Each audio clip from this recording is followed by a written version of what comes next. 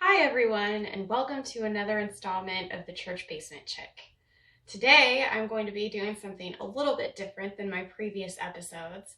Rather than doing a heritage recipe that's made mostly from scratch ingredients, I'm going to be making a casserole. Now, when people in the Midwest think of church potlucks, traditionally they think of people bringing lots of different kinds of casseroles.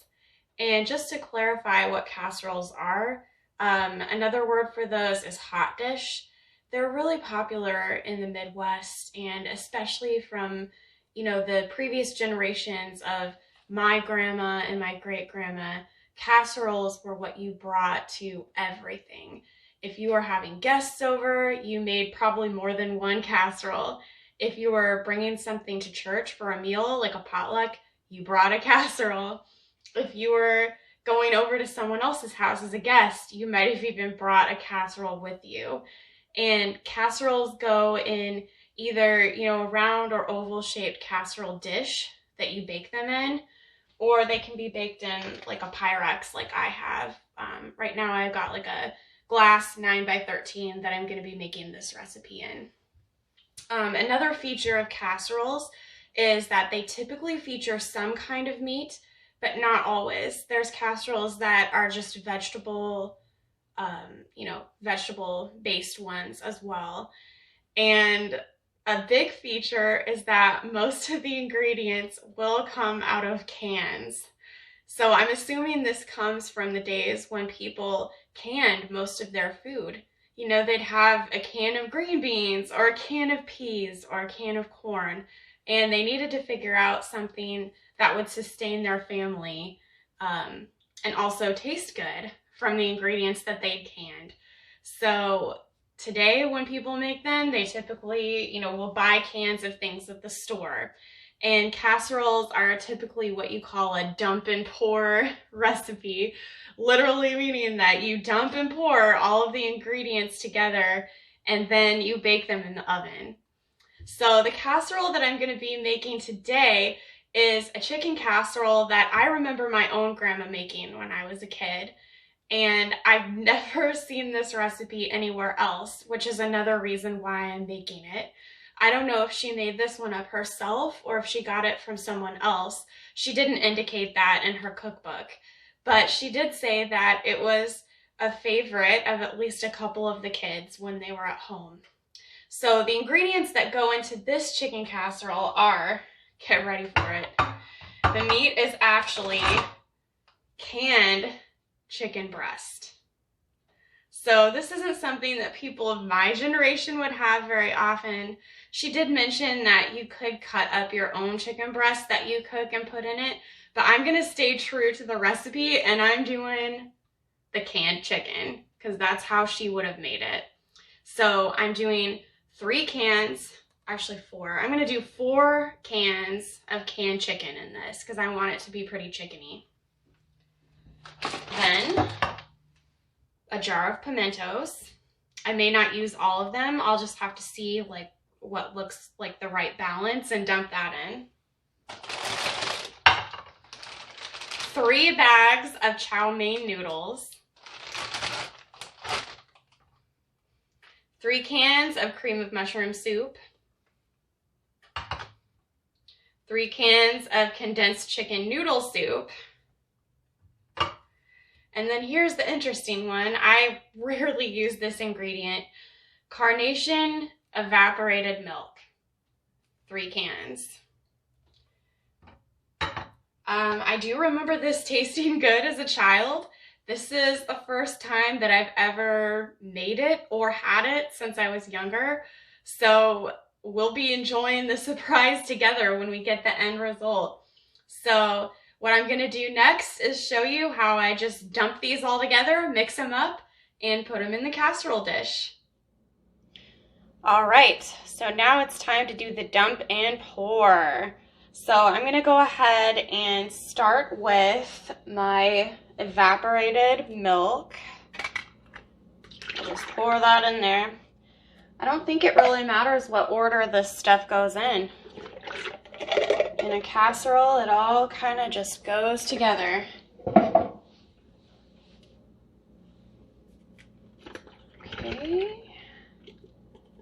3 of those.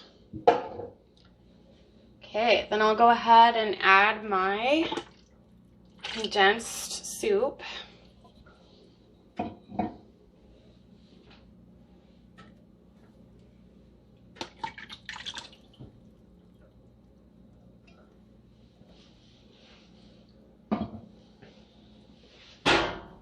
Okay, here's the cream of mushroom next. Yeah, need a little spatula help with those. Okay.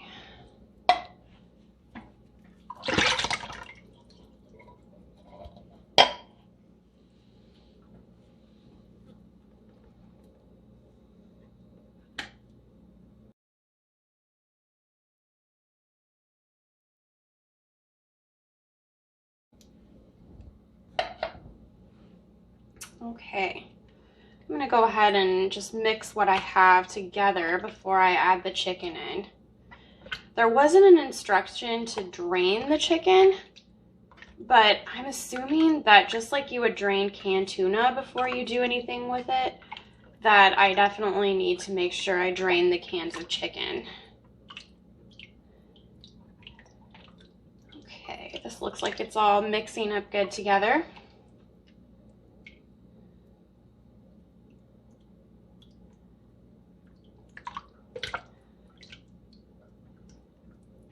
My first thought is that this is pretty liquidy, so I hope that the chicken and the chow mein noodles can kind of make up for that. Okay,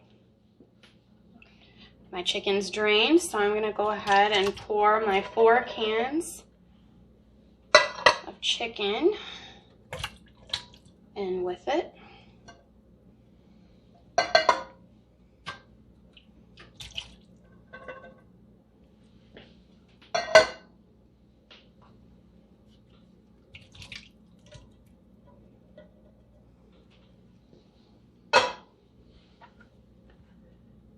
Some stirring.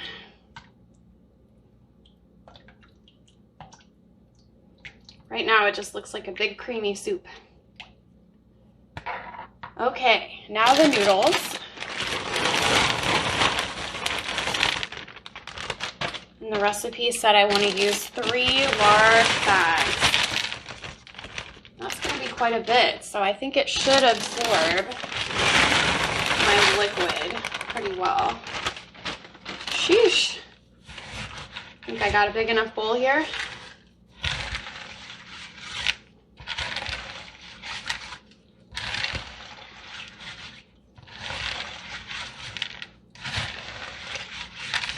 This looks like what, more than will fit in my 9x13 pan. So we'll just mix it up really good, and then if I have overflow, then I'll just have a second pan for us to enjoy later.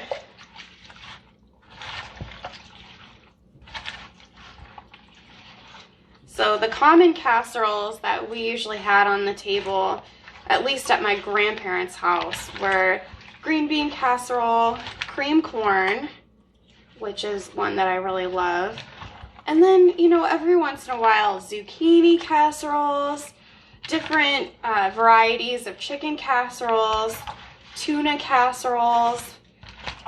Yeah, there's a long list. Because again, I feel like in potluck culture, the casserole is one of the highlights of those events. Everybody kind of brings their best casseroles to the table.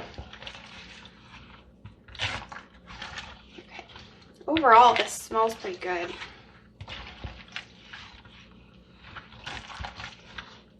I'm wondering though why the recipe doesn't include any seasonings like salt and pepper. I guess it has the pimento in it, but that just doesn't seem like enough. So I may, while I'm mixing, I think I'm gonna add a little salt and pepper of my own to this. Here's some pepper. I just feel like it's gonna need a little something something. I know the soup has some salt in it, so I won't add too much. Just just a couple pinches here. All right. I'm just assuming that we'll be glad we put that in there. I tend to like a little more salt and pepper than previous generations of my family.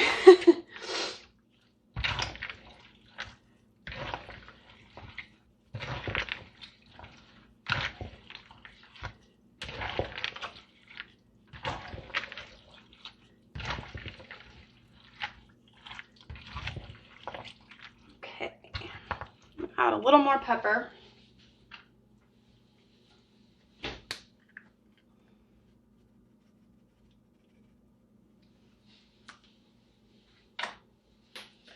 And now I'm gonna add my pimentos, and I think I want all of these bad boys in there because this is a lot of casserole, so I'm gonna need a lot of pimento.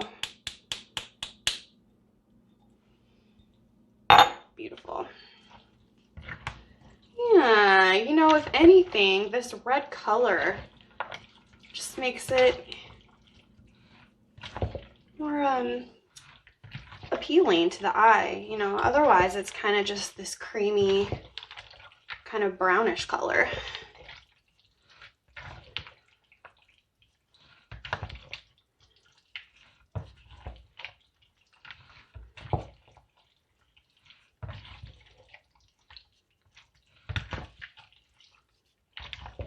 Okay.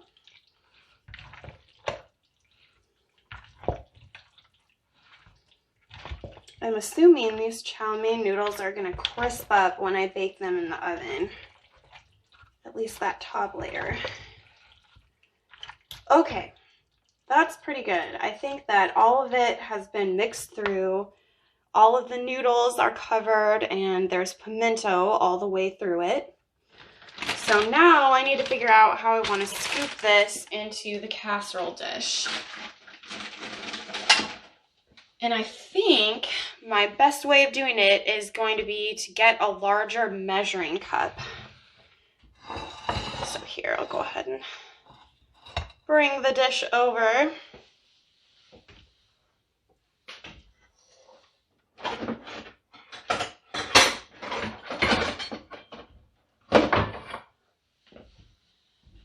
Okay, way to be resourceful here. Okay, so we'll just see how much of this fits in my big 9x13 Pyrex.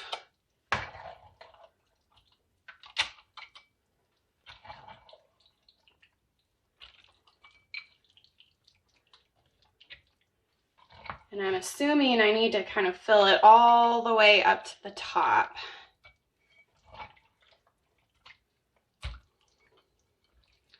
Smells good.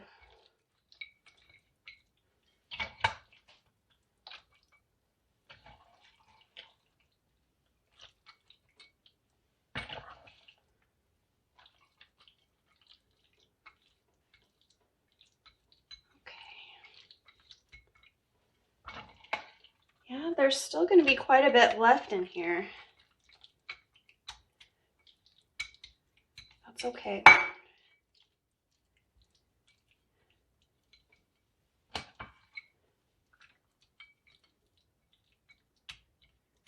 We're just learning.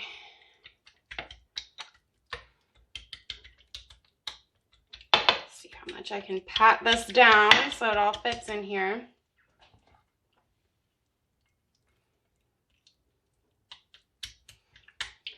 Okay, and I don't want to do this any fuller because I don't want to bubble it, you know, have it bubble over when I bake it. But yeah, you can see this is how much I still have left in here. So I've got probably at least, I don't know, like a small casserole or baking dish worth of mixture still. So we'll see. But yeah, here we go. It's ready to go in the oven. And I'm going to bake it at 350 degrees. And I think it said about 30 to 35 minutes on this. So we'll check it. And I'm going to be looking for some sort of top crusty goldenness to be forming on the top of this. as an indicator that it's time for me to take this out of the oven, because that's typical for casseroles. So even though that direction wasn't given to me, that's what I'm looking for. All right, let's put this in the oven and see how it goes. All right, well, it's out of the oven now, so it's time for us to taste it. It actually smells really good and it looks pretty delicious, so I'm excited to give it a try. Give it a little cut. Oh, so it's nice and crispy on the top as I'm cutting into it. And then it's got kind of a soft inside. Scoops right out on my plate. It does look like the chow mein noodles got nice and crispy on the top. And that the ones in the middle are going to be more of like a soft, creamy feel to them. So I'll bring this closer so you could see it.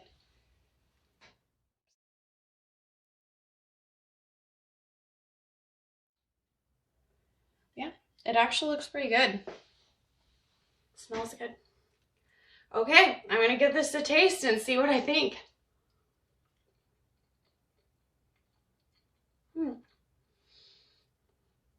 The chow mein noodles absorbed all of the liquid really well, and they actually took on like a soft noodly texture, and the whole thing just has a nice light chicken taste. I can taste a little bit of the salt and pepper, and of course the pimento. Yeah, it's a really nice comfort food.